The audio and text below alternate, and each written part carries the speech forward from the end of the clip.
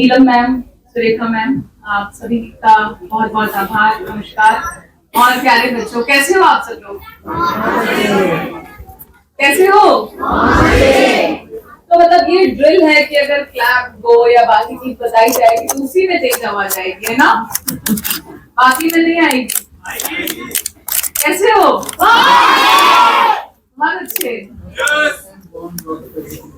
Nice.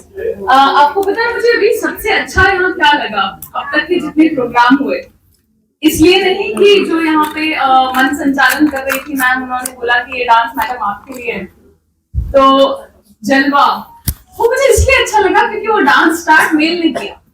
हम यहाँ सब यहाँ क्यों इकट्ठे हुए हैं? Exactly. And there is no celebration of any gender without including every gender. That is what I believe. और जब मेल फीमेल दोनों मिलकर किसी चीज को सेलिब्रेट करेंगे तभी उसका एक्चुअल सक्सेस होगा। So once big round of applause for the jalwa guys. Thank you so much. यहाँ पे नीलम मैम ने आपको बहुत कुछ बताया, आगे मुक्ता मैम भी बताएंगे। They are very senior, they have learn so much in life. मैं पता नहीं क्यों या तो नंबर्स को भूल गई हूँ या ये एक्सेप्ट नहीं कर पाती हूँ that I am also growing older, but मुझे ऐसा लगता है मैं अभी कॉलेज से निकली हूँ और मैंने बीएससी ज्वाइन किया है, दैट्स ऑल। सो मैं हमेशा अपने आप को बच्चों से या कॉलेज स्टूडेंट से बहुत रिलेट कर पाती हूँ। I was an NCC student and that is the reason that I am standing here. So जो कारण है, जो प्रभाव है एनसीसी हो या स्काउट एंड गाइड हो, एनएसएस हो, उसका जीवन में अमूल्य है।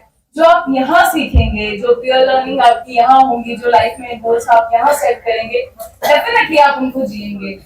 और वो जो लर्निंग है आप कभी नहीं भूलेंगे। मैम ने बहुत सारे आपको एग्जांपल्स दिए, वनस्थली इंस्टीट्यूट का बताया। एक मैं भी अपना छोटा सा एग्जांपल दूंगी। मैं जब एनसीसी में थी तो हॉर्स राइडिंग करती थी। यहाँ कितने लोगों ने हॉर्स राइडिंग की अब तक? Nice, good.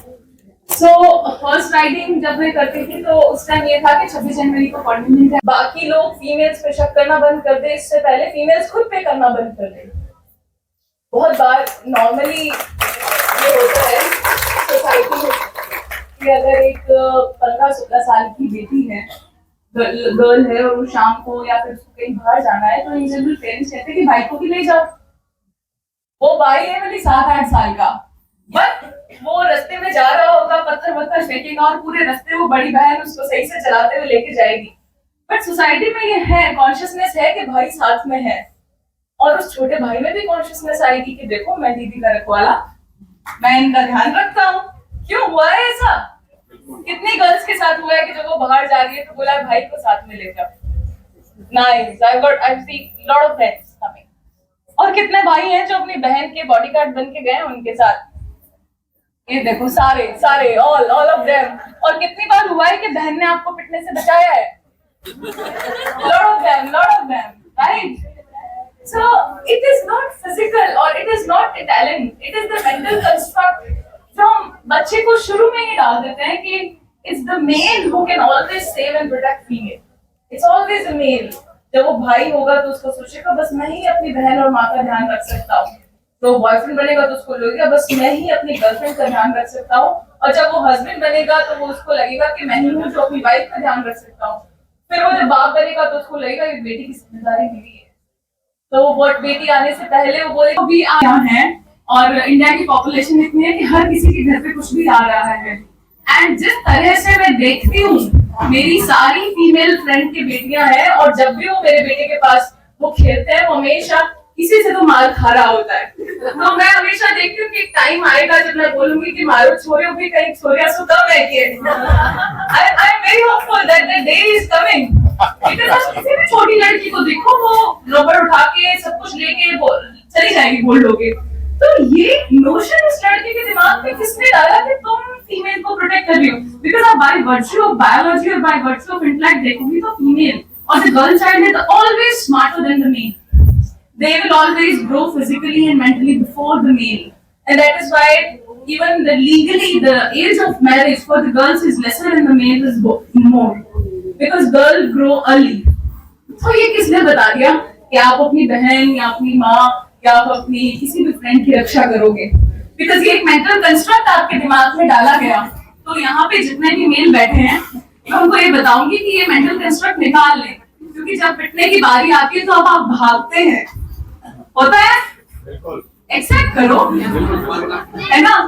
और बहुत बार होता है कि आप माँ या बहन के पीछे छूटते हैं, उनके पास जाकर उनको पता है कि अगर फीमेल को तो नहीं पिटाई होगी तो उन्हीं के साथ खड़े हो जाते हैं।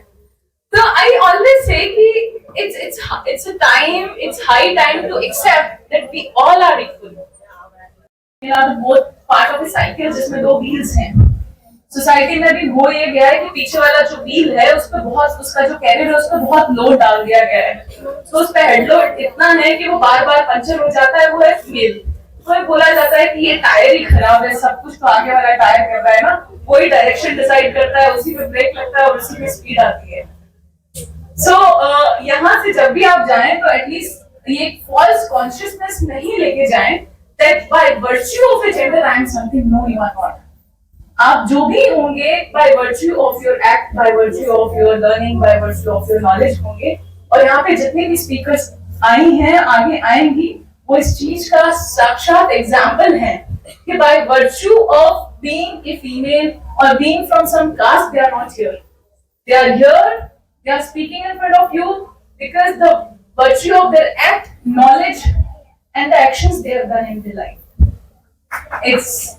It's a high time that you start. Specifically होता है फीमेल्स के साथ, उनको बोला जाता है कि तुम्हें ये सब्जेक्ट लेना है, instead of asking them कि तुम्हें क्या पसंद है। क्या चीजें अभी बदल रही है, हमारे टाइम पे यही। तो जब आपसे पूछा ही नहीं गया है, और हाउ कैन आई टेल आप किस चीज में अच्छे हैं?